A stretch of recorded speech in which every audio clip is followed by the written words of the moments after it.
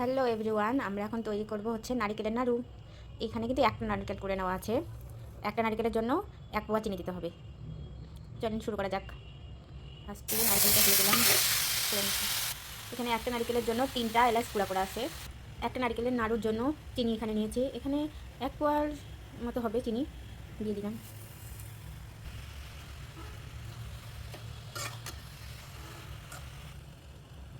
চিনিটা খুব সুন্দরভাবে গলে গেছে।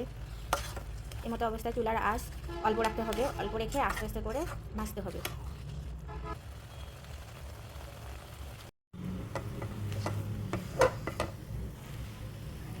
নাড়ুটা এখন হয়ে আসার পথে, যখনই দেখবেন হাতের মধ্যে চিটচিট করতেছে তখনই বুঝে নেবেন এটা হয়ে গেছে। এখন নামিয়ে ফেলবো।